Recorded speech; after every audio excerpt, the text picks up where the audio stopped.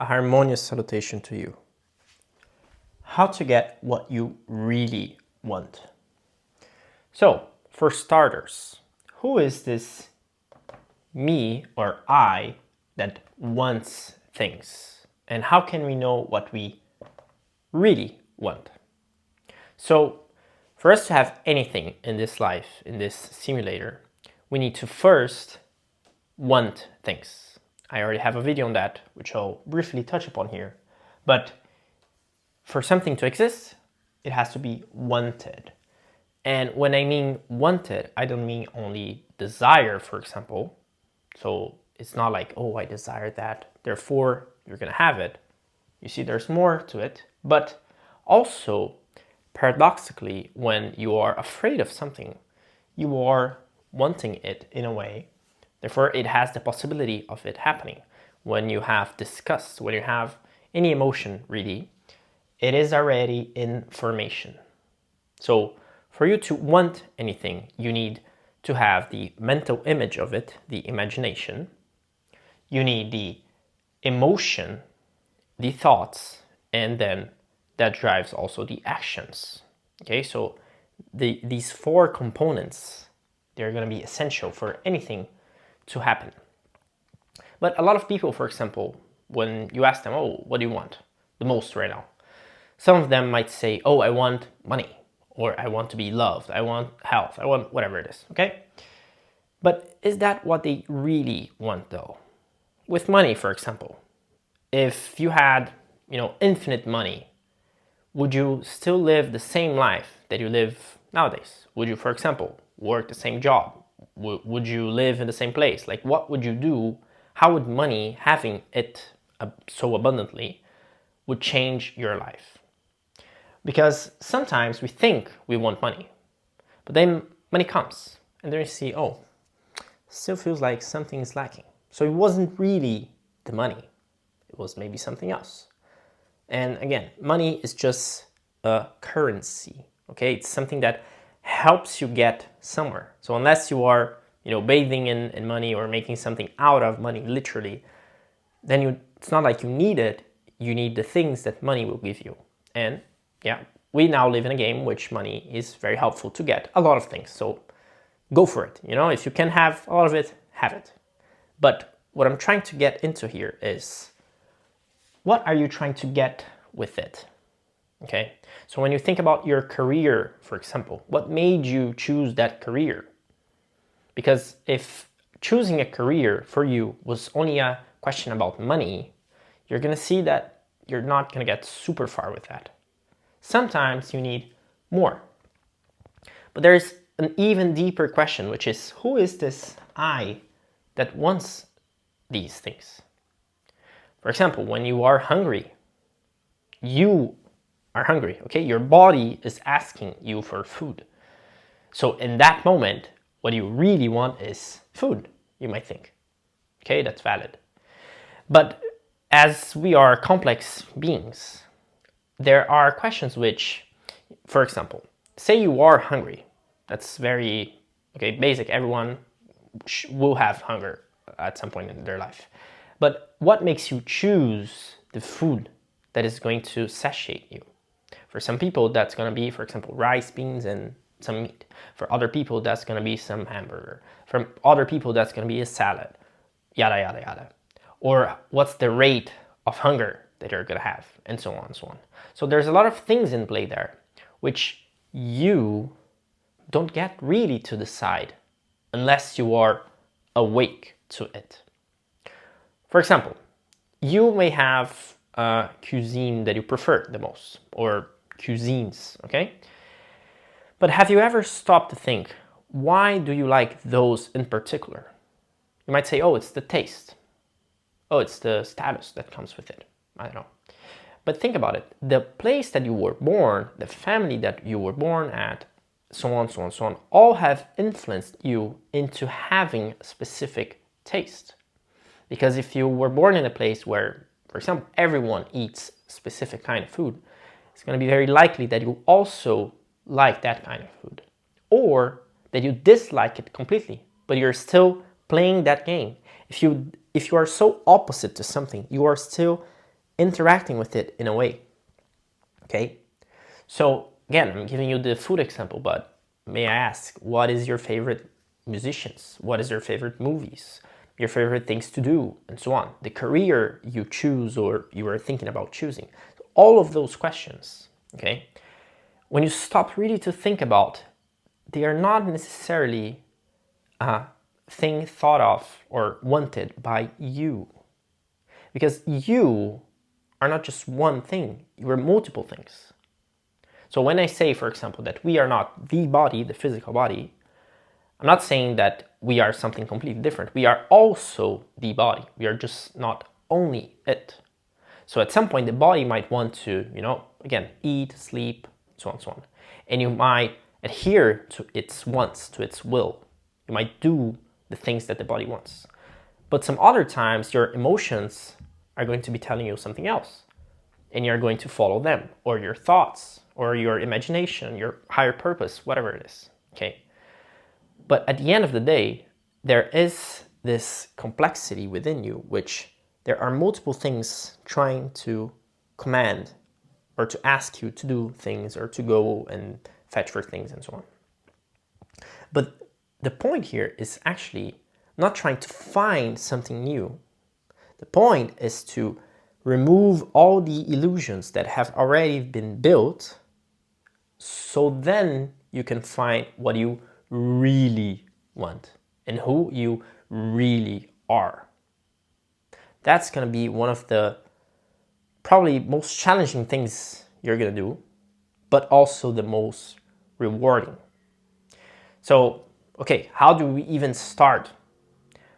Think about it, okay? So just start thinking from when you were the youngest you can remember, all the things that led you to the point you are right now. So like I asked you, your favorite music, films, whatever. So try to think, where or when has this started? When have I first, if I like metal music, for example, when have I first interacted with it? Who were the people that maybe influenced me into liking it or not? Or who were the things, the situations, the experiences?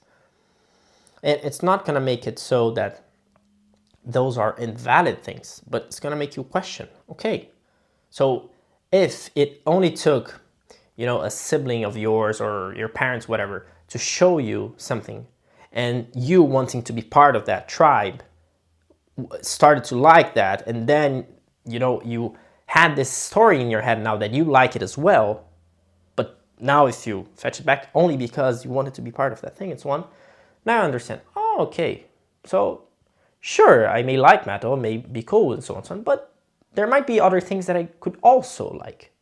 Or, again, just treat it now as a momentarily thing. At some point, it can evolve, it can change, it can transmute. Taste, as in the physical taste when you eat something, is very fascinating to see, because when we are kids, we are going to have a particular taste. We maybe will not want the things that, mom and dad wants us to eat. And then as we grow up, maybe that changes. Or vice versa. We're always eating everything that mom and dad said. Then we grow up, it's like, no, I want to reject that now, everything. So it's a very interesting challenge to first just pay attention, just be aware of the points. Then, after you are aware, you can understand that you are just a person, the thing observing those. So as you are observing everything, you can distance yourself from those things and understand those are quote-unquote illusions. They are just something being played out. Again, like a video game, a simulation, a movie, whatever the analogy you want to use, okay? And as you do this, it's going to be easier and easier for you now to discern what do you really want to experience, and that will start impacting the actual experience. Because if you are bound to a specific paradigm, for example, that you may only eat specific types of food, you're going to be closing yourself to other experiences because you say in your head that, oh, no, that's the only thing I can eat. So try changing that eventually, and then you're going to see, wait a second, I can eat different things than the ones I'm used to, and I'm still alive. Maybe those are good, maybe those are bad, I don't know. But the thing that you gotta understand is the more you do it, the more something becomes good as well. So for example, if you start eating something that nowadays you might find is not the best, the more you try it out and you try in different flavors, with maybe a different type of seasoning or a different type of cooking and so on, you're gonna see eventually you're gonna hit a point that maybe you even start liking that thing. And again, using the food example, but try it out with any other example, with music, try listening to music that you are not used to, watching things you're not used to, and so on and so on. After you made the retrospection exercise, because otherwise you're just gonna feed yourself more, quote unquote, illusions, and it's gonna be hard to find yourself, okay? But the more you do this, the more you start to understand, again, what do you really want?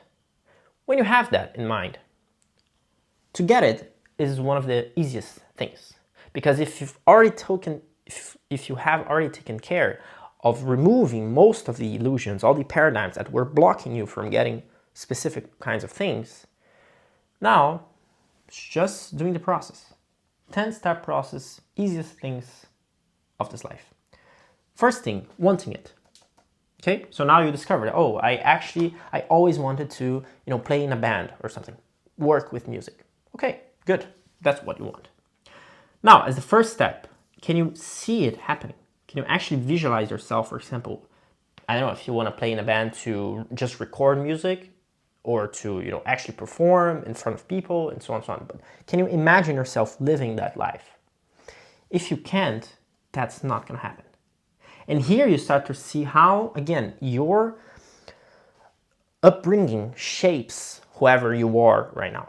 Because if you are born in a place where it's impossible to even fathom doing something, you're not going to be that thing. Okay? Maybe like a specific kind of sport, which is literally impossible. Let's say you live in a place which doesn't have the sea, and therefore you cannot be someone that surfs. So you can never be a surfer unless you go to a place that even has the possibility. So if you can see yourself doing it. So first thing, being able to see it. Second thing, speaking it into existence. But to do that, it means you can understand it. Okay. So again, say you want to eat a specific dish and you have it in your mind. You went somewhere, you traveled somewhere, you saw it, it was super tasty, but you don't remember its name. You cannot even explain it. You just know it's good and you can kind of see it. Maybe you can draw if someone asks you, but you cannot explain it. If you cannot do this, then you cannot even go to an app and search for it. You cannot ask like your mom to cook it or whatever. So you need to be able to understand to then say it out loud. And more specifically, if you can literally say it, the thing that you need or that you want, then it's more likely that it will come again. It's all a magic operation running in your head. So wanting, seeing, saying, therefore understanding. Here it's expressing it in some way. So that could be expressing your intent by writing it down somewhere, by performing it, making some kind of dance, whatever, acting, by, pressing a button in an app. That's, again, you're expressing yourself. I really want that. Because if it only stays in your head, it's never going to happen. You need to start some action. So again, expressing yourself. Usually writing it down with pencil in a paper, it's enough. Okay? But really explains it in detail. Here, you need the emotions. So the more you can do all of this with emotions, the better. But here you really want to fill that thing that you want with emotions. Particularly here, good emotions. So what this that you want can bring to you. For example, happiness, and you're going to be fulfilled and so on. So can you imagine yourself? Can you picture yourself? And not only in static, but like in some kind of video. So you can see yourself moving and so on. It's not the easiest thing, but the more you do it, the better you get. With the highest, the best emotions ever. Okay, so here you're seeing all the pros of that thing that you want. Because if there's none, well, forget it. Don't go after it.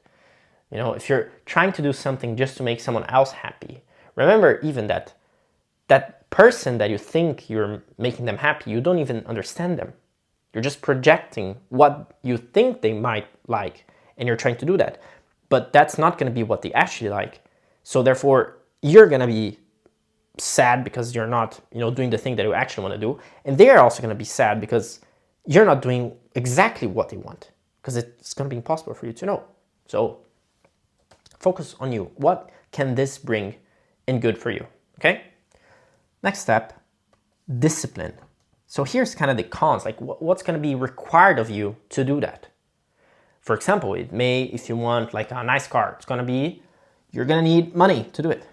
If you want nice abs, you're going to need, to practice and train every day or whatever. So what's discipline required? What are the cons, the challenges that you're going to face? Because if those are too high, maybe defer it to another moment or to another situation, rethink that. But you have to know it, otherwise you're not going to be able to do it. And you have to stick with it and go after it and face those challenges. Again, the red dragon, you're going to face it. Otherwise, it's not going to come. Here, you're going to balance out both the good and the bad. So you're going to balance, you're going to harmonize. You're going to see the beauty in that thing that you want. Can you make sure that the challenges are balanced in a way that you can actually do them? And can you see, okay, there's super pros and so on, but can you actually balance them and see sometimes, oh, it's actually not necessarily that great. Like maybe I'm projecting too much here. The same with the challenges. Maybe I'm saying that those are going to be super hard, but there's a way out of them. So you're balancing them both, okay? Next step, that's one of the most important. A lot of people miss here. Be silent about it. If you want a new job, if you want to do a specific type of college, if you want to, whatever it is, really, ask food or something, just shut up about it. The more you say out loud for other people, the more those people are going to interact with your ability to get it. Even if it's subtle. For example, it's not necessarily that they don't want you to have that, but sometimes they're going to project their insecurities into you, and you're going to be affected by that because you're going to think, yeah, really, they're saying it's going to be hard, so yeah, indeed, it's going to be harder than I'm thinking, and so on and so on. So, the most that you can, shut up about it. Unless it's crucial for the thing to happen. Let's say you're doing a business and you have a business partner. Okay, yeah, tell them, whatever. So there's going to be people that you need to tell the thing, otherwise it doesn't happen. But for most people, they don't even care. Because think about you. When some people say to you, oh, I'm going to do this, that, and that, do you really, really, really care? Or do you just, put yourself a social mask and say, yeah, okay, let's go. So most times they don't care, as in just tell them when the thing actually happened. Then it's going to be nice. Then you can even tell your experience, how it was getting it. That's going to be much more valuable than just saying, oh, I'm eager to do that. Okay, who cares? If it's just words and never happens, it's not going to be fruitful. You're just wasting energy. So keep it to yourself. Here, also control your emotions. So if you're like that's the challenge here. Like keeping it to yourself is controlling your emotions, because sometimes you're too, crazy about it and so on, and you start telling everyone. Now here, it's going to be controlling the thoughts. So what are the last, dot connections that you can make? What are the last contracts, last reasonings about that thing that you want that are still missing? Maybe you need to think about that thing, like how can you make it square and so on and everything right. Maybe there are some investment missing here and so on and so on. So what are, again, the last reasonings? So if you paid attention here, we are expanding things, we're bringing things. And here, we are constricting. So it's always this game of expanding, contraction, and then balance in the middle. Again, here, connecting the last dots, controlling the thoughts. Here also, one of the biggest challenges for people, I'll say probably the biggest, after knowing what to want, because people don't know what they want most times, is this step, which is, here's the quality assurance test. Okay, do I see this as ready to be prepared? But when you ask that question in relation to yourself, you're asking yourself, am I worthy of that thing? So you might say, oh, I really want a job that pays me like 10K a month and so on. Cool, you want it. You see all the benefits, so on, so on. But when it comes to here, do you think you deserve it? And sometimes the conscious answer is, yeah, I think I deserve it. But the emotion says otherwise. The thoughts that are running in your head says otherwise and so on. So you really want to take care of that. Otherwise, all the energy is going to be bringed into here and back. So it's never lost, but it's going to go back and not bring you the thing. Or worse, it's going to bring you the thing in some kind of deformed way, like maybe you get the money that you were looking for. But then another story comes up in your mind because you don't think you deserve it and basically destroys or cancels out the thing that came. So let's say you win like a 10K in some kind of lottery, whatever, or a bonus at work. But then next day or next week, something happens to your car and you have to pay 10K. So essentially, you just had it for a couple of days and then you don't see the taste of the money anymore. So again, really got to understand that you need to be worthy to yourself. It's not some external worthiness like someone above the cloud saying, yeah, you can have this now or whatever. No, it's you with yourself. Do you feel like you are worthy of that thing? And sometimes, again, because of the paradigms we have, because maybe parents, whatever, culture, we start putting blocks like, oh no, I'm not worthy of that until I reach that point, or until I do this, until I do that. That's the sacrifice. And there's a lot of, I can say they are invalid. Okay, they're invalid sacrifices because you're saying to yourself, yeah, only, when I reach 10,000 steps, I'm going to do this and so on. But most likely is you're just coping. Okay, there's no need for that. You just can do the thing and that's it. So again, to understand here, you're going to have to understand yourself, which is the first step that we were talking about. But after you do all of these, the thing comes. Anything. It will come. It's not a matter of like how it's so it's gonna come, and it's gonna be the lesser the friction on your side, the faster it comes and with more potency. Because also sometimes you want something, but it's not gonna be necessarily the best thing that you can have at the moment. So eventually, when you figure out this scheme and you start, having things, you're gonna understand. At some point, I don't even know what I want in the sense of there could be many things. So you can even ask yourself, just surprise myself, universe, just surprise me, whatever it is, give me the best. That's very interesting as well, but maybe after you play a little bit, okay? Now, recap, want something, see it happening, be able to understand, speak it out loud, express it, potentially by writing it down with pencil and paper. See all the good things, imagine, have all the good feelings about it. See all the challenges, go and fight those challenges. Balance out pros and cons. Be silent about it. Reason the last things, so connect all the missing things and the last thoughts. Feel worthy about that thing. And there you have it. So, I hope this was clear enough. Let me know in the comments if you still want something more explained than one of those spheres or whatever in this video. I'm Matt Mora. I speak on a lot of things, Kabbalah, astrology, tarot, things related to money, health, relationships, whatever. Really, this is a blueprint for life, so anything we can talk about here. If you have any other suggestions or you just want to reach out to me, I'm available always on Instagram, Twitter. We have very nice Twitter spaces every week on Fridays. Those are very nice. So a little bit more advanced, but feel free to join them. They're really cool. And yeah, I think that's it. Make sure to follow me if you want to keep watching those videos, and see you next time.